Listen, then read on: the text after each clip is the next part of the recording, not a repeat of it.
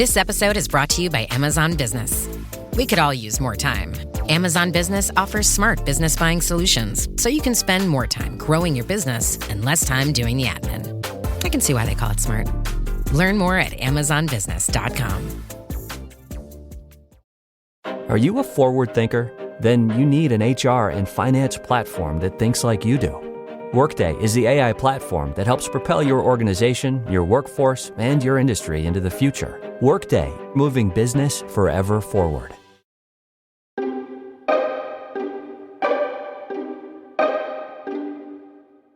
This is Fortune's Wheel, a podcast history of the late Middle Ages, and I'm Jonathan. Your time is your greatest currency. Make no mistake, and this fact of life does not go unnoticed by the creators on whom you spend your time. So thank you for spending your time listening and learning along with me on this podcast. On this members-only episode, we stop and pull ourselves away from our public episodes, specifically any episode covering the goings-on of the 1060s and 1070s, and we focus on one particularly interesting papacy, the papacy of Pope Alexander II. We've heard so much about it already, but this pope presided over far more than what fit nicely into our public narrative flow. So I wanted to at least take a few minutes to present a few extra tidbits about this remarkably important medieval figure. This is Patreon episode 18, entitled The Papacy of Alexander II. Thank you for listening, and hope you enjoy the show.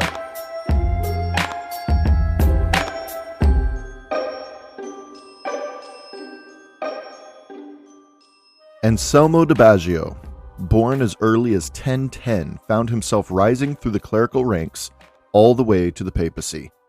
His death on April 21st, 1073, came as a shock to everyone inside and outside Rome, maybe to Archdeacon Hildebrand the most. But this isn't an episode about Hildebrand. He gets plenty of airtime on his own. This episode is about Anselmo, known to history as Pope Alexander II.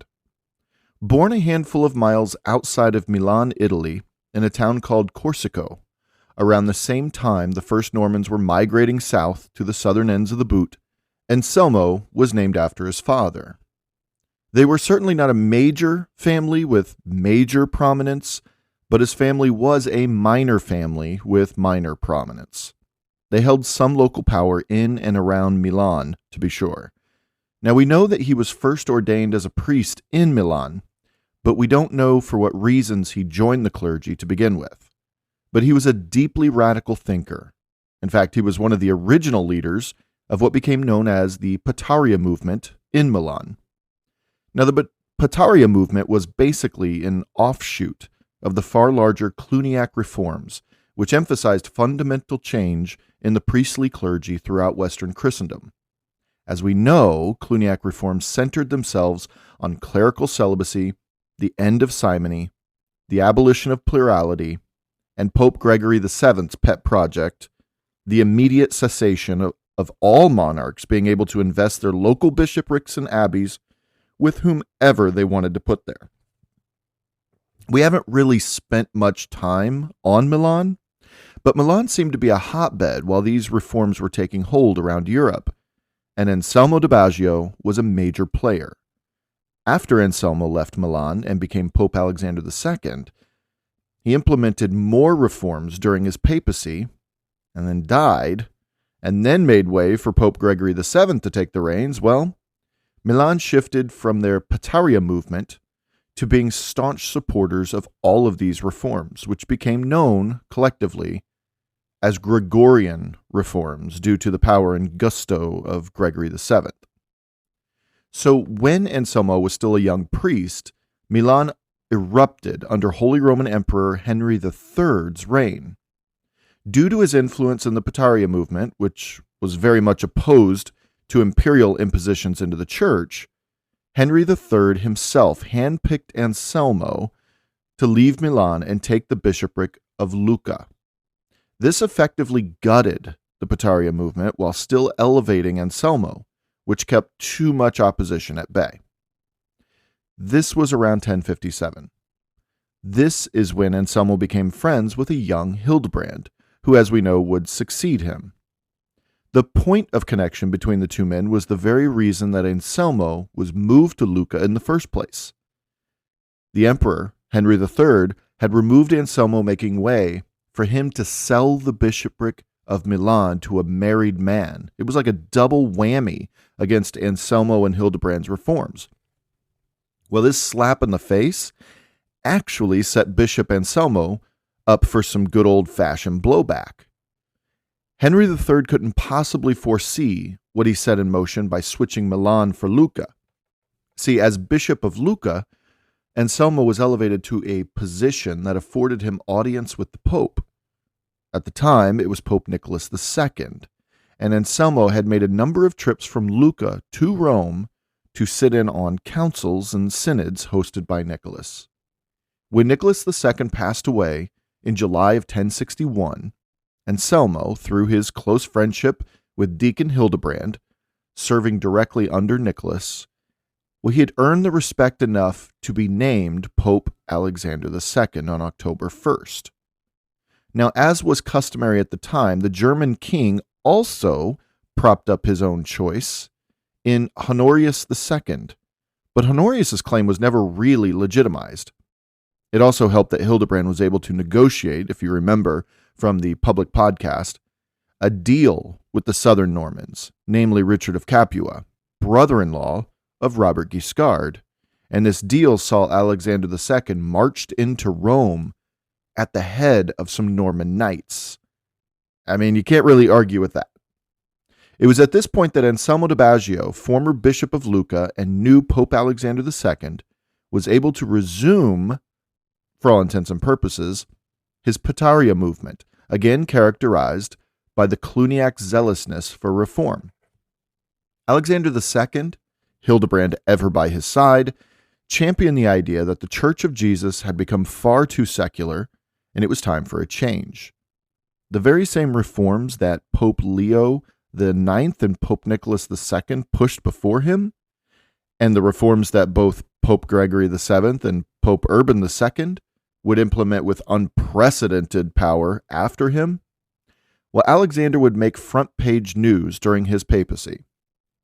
The reforms regarding simony, plurality, clerical celibacy, and investiture had been whispered about in dark rooms since even before Leo IX. Well, these became centerpieces of hushed side conversations through Nicholas II. And by Alexander, well, they were plastered on the landing pages of every morning news website the European monarchs consulted each day. It was front and center in everybody's conversations. Alexander was the one who actually began enforcing some of these reforms instead of just preaching about them and declaring them in papal documents and letters. Aided by the New Deal with the southern Normans, Richard of Capua specifically, Alexander put the threat of force behind each reform, which was the first bit of teeth these Cluniac reforms ever really had.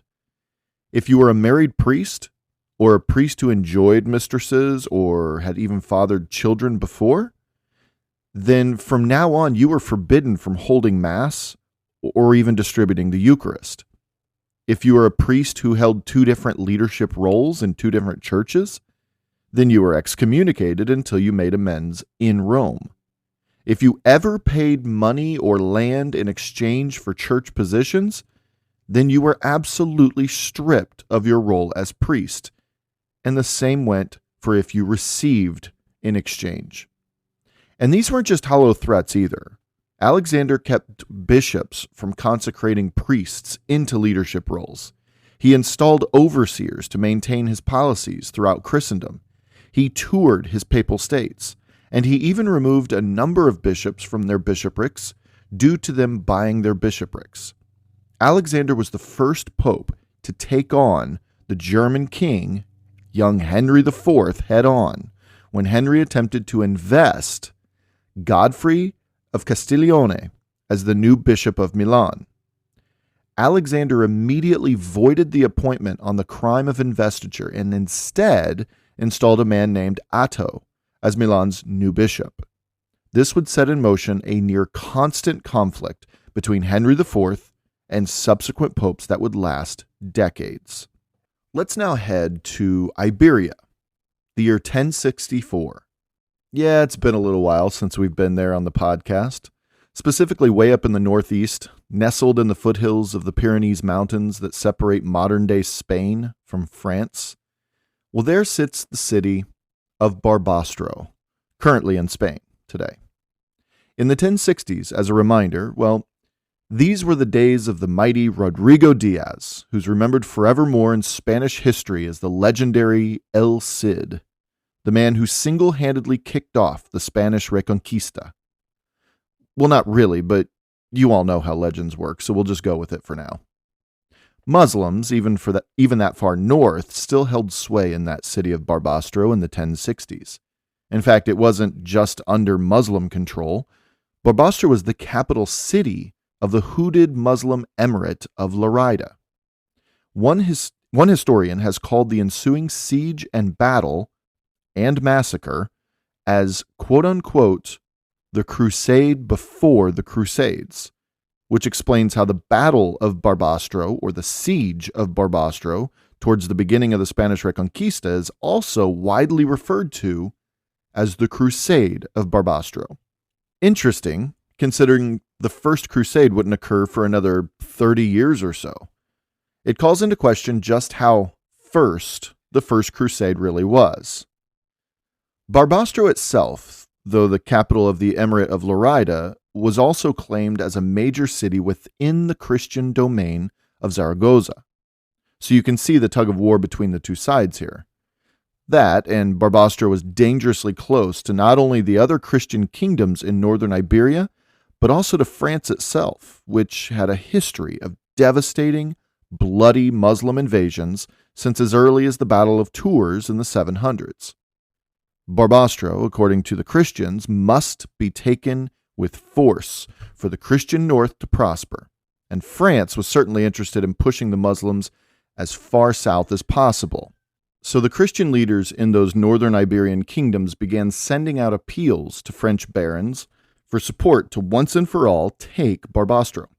Those who agreed to join them stretched across a wide swathe of European powers and cultures, showcasing the desperation Europeans were feeling at the encroaching Muslim armies on their borders. Remember, these were the days when North African Berbers, taking the form of the Almoravid dynasty out of Morocco, were pushing ever northward into Iberia. The Zirid Berbers were continuing to pump Sicily full of North African troops in order to maintain their hold of the prosperous island against the invading Normans. The Fatimids were still controlling millions of square miles across North Africa and up into the Holy Land, centering themselves, though, in Cairo. And the Seljuk Turks, having already captured Baghdad itself, were poking at the fences of Eastern Roman borders in southern Anatolia. And keep in mind, these were the days of Sultan Alp Arslan, and just a handful of years before everything changed in Manzikert there. With the Walmart app, you can squeeze in those final days of summer and nail that back-to-school shopping list. So keep working on that tan and let Walmart Express Delivery handle the rest. Chromebooks, Clorox wipes, Sharpies, glue sticks, pens, pencils, and more. All delivered in as fast as an hour. So pour yourself another iced tea. Summer's not over. Last-minute back-to-school supplies delivered fast. The Walmart you thought you knew is now new. Subject to availability. Fees and restrictions apply.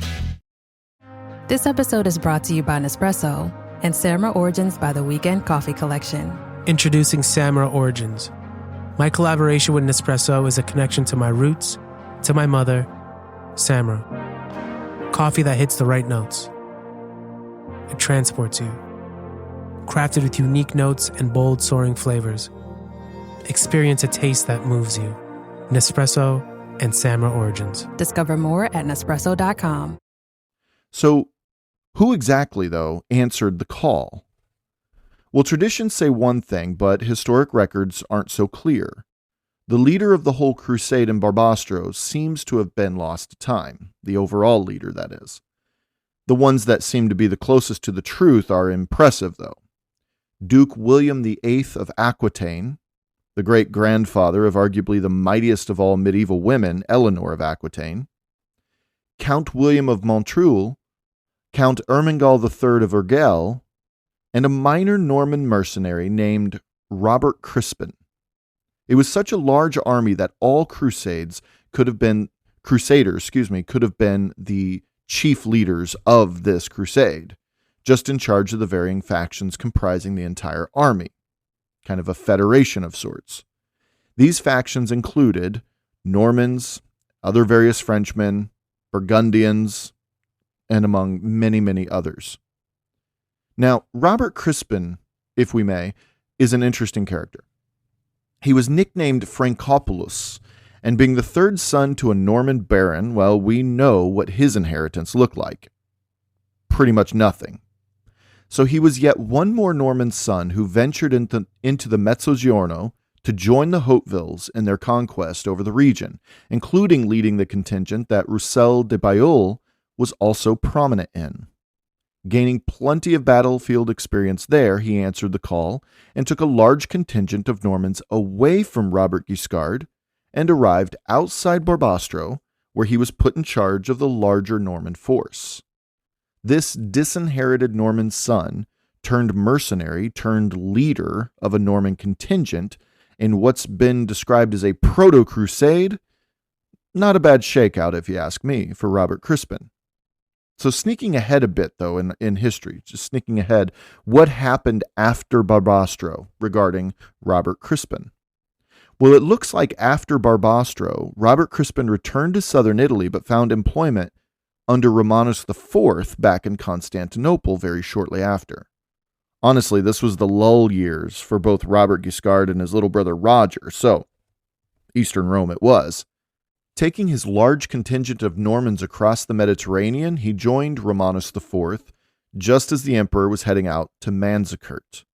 After Manzikert in 1071, Robert Crispin fought against the ousted Romanus IV, now working with the Seljuks against the new emperor, Michael VII Dukas.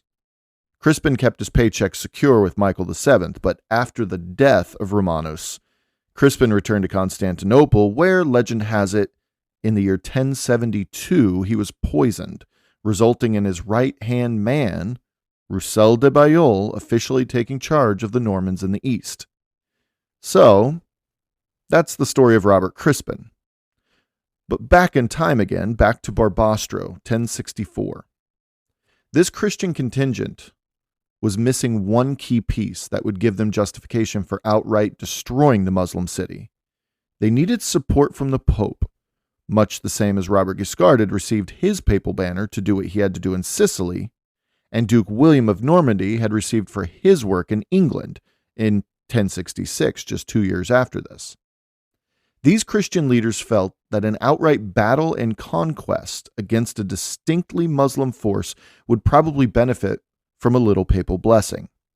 And here's where Pope Alexander II steps in. New to the papacy by just a couple years, he'd already given the banner to Robert Guiscard, but this one seemed different. It seemed heavier, given the history of Iberia already. But Alexander II signed a papal bull in early 1064, publicly absolving of all sin knights who traveled to Iberia to fight against the Muslims may incur. This was the injection of manpower that was missing. To be clear, this was the very first papal bull linking warfare between Christians and Muslims in a spiritual context. Thus, the Battle of Barbastro can easily be called the Crusade of Barbastro, calling to mind that one historian's phrase for it, the crusade before the Crusades. Barbastro, let's call a spade for a spade here. Barbastro was a holy war. At least the first few sparks of a much, much larger holy war between Christians and Muslims. And again, Pope Alexander II was the first pope to sign his name to it. In fact, it wasn't like it was just out of the blue either.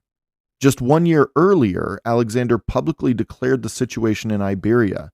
As the Almoravids from North Africa were pushing farther and farther north, well, he called it, quote-unquote, a Christian emergency. With all of the rhetoric, the calls sent shockwaves across Europe, specifically France, and this generation of men were driven by religious fervor, whether they were able to make it to Iberia or not. Think about it, though. This generation of fighting men were the fathers and the grandfathers of the very men who would storm the Holy Land in 30 years' time. This fervor, it didn't just go away. Boys already alive in 1064, or who would be born by these men in the near future, would be raised on stories and elevated emotions. So it makes complete sense why there were so many of them who answered Urban II's call in 1095. That's the main point I wanted to make here. But let's just flesh the rest of Barbastro's story out while we're on the topic. The Christian army would indeed be split into factions. We know of Robert Crispin's southern Italian Norman faction, which certainly numbered in the hundreds, if not the thousands. Duke William VIII of Aquitaine probably had the largest contingent of men, numbering a couple thousand. Aquitaine was quite powerful even in those days. The papal army was led by a Norman named William of Montreuil, a man Amatus of Monte Cassino described as, quote, an exceptional knight, small in stature, who was very robust, strong, and valiant, end quote. And Orderic Vitalis, remember him, Orderic Vitalis even mentions the man, calling him, quote unquote, the good Norman. And by the way, we haven't even mentioned the Iberian Christian army yet, as we focused on the call to Europeans at large. See, the kingdom of Aragon, next door to Barbastro, was the instigator of all of this, organizing and making phone calls to get this city taken and to push back the Almoravids before they took any more of a hold on northern Iberia. It wasn't pretty, the siege.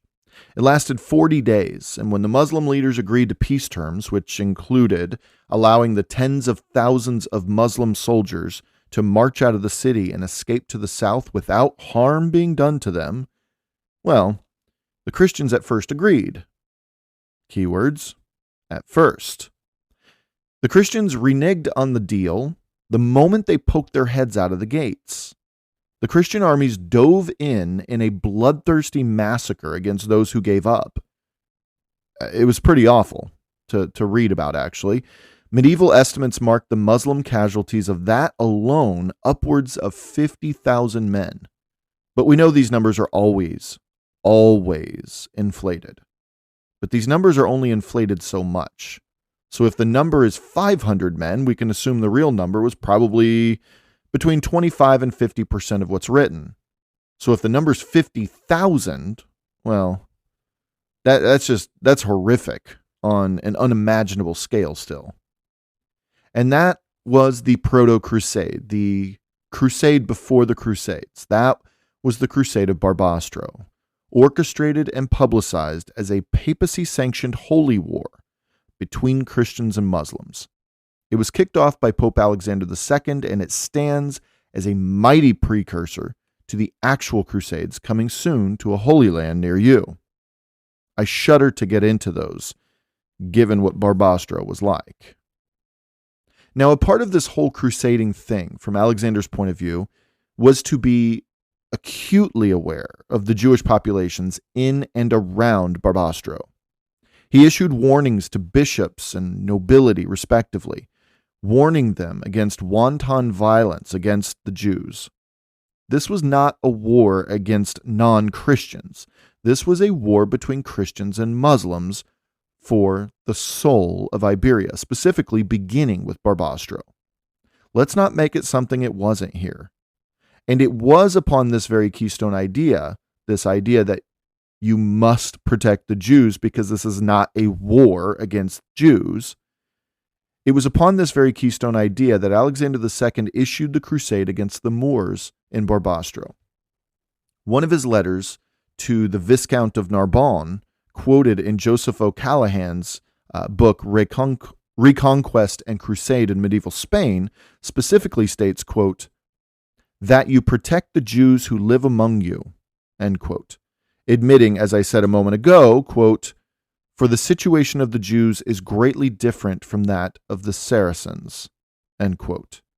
He even went so far as rebuking Landulf VI of Benevento, who forced conversions of Jews, and these were not sanctioned by Rome at all, and they should simply not occur.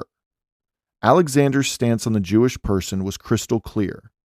Leave the Jews out of it. Now, in the public podcast, we'll see just how closely it was followed after Pope Urban II dropped his own call for crusade in exactly 30 years. Hint, hint, it seems European Christians had a woefully sad memory.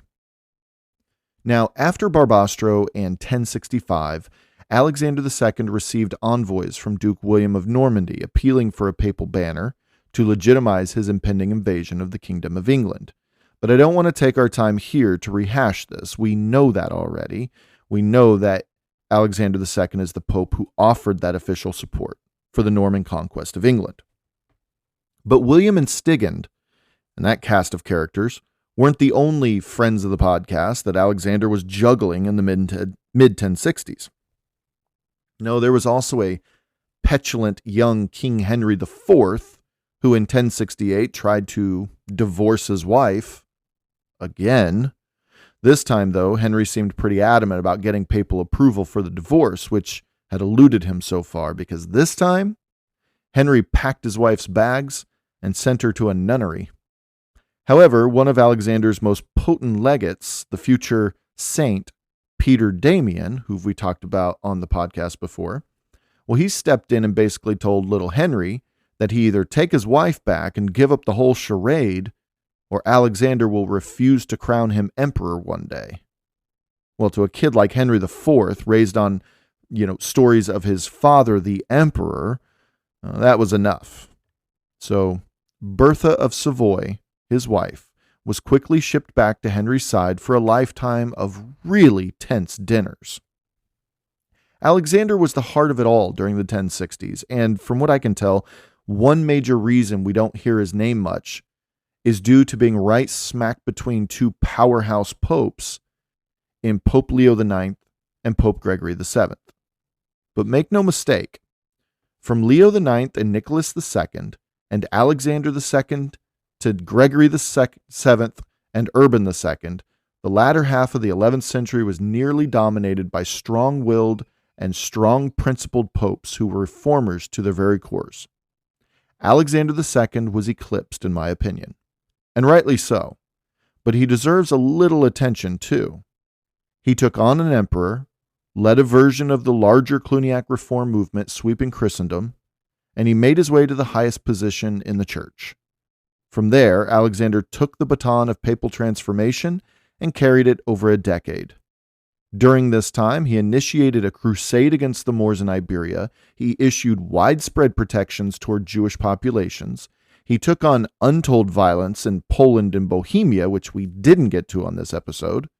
He issued a papal banner to one particular Norman who would not only fundamentally change a northern kingdom, but let's face it, would fundamentally change the course of world history.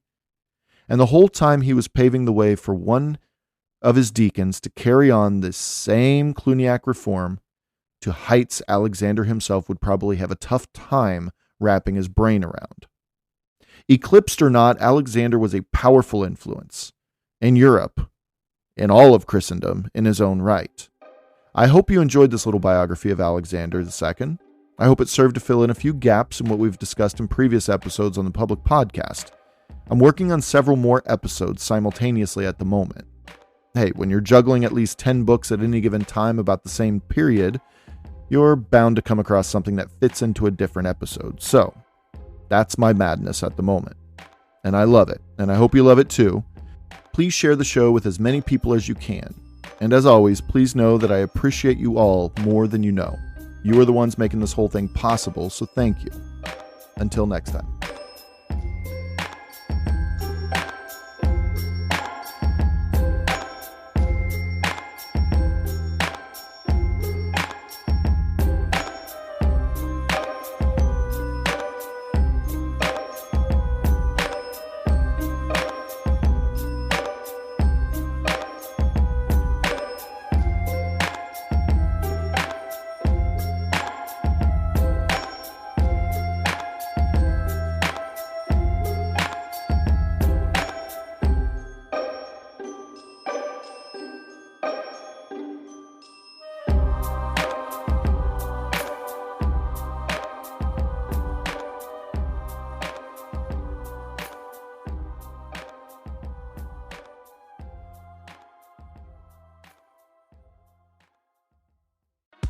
Are you a law firm owner looking to build real wealth and break free from the daily grind? On the Lawyer Millionaire podcast, we share practical strategies to grow your practice, maximize profits, and create the financial freedom you deserve. Join host Darren Words as he interviews top experts and law firm leaders who've scaled their success. Don't just practice law, build a legacy. Listen now to The Lawyer Millionaire, available on Spotify.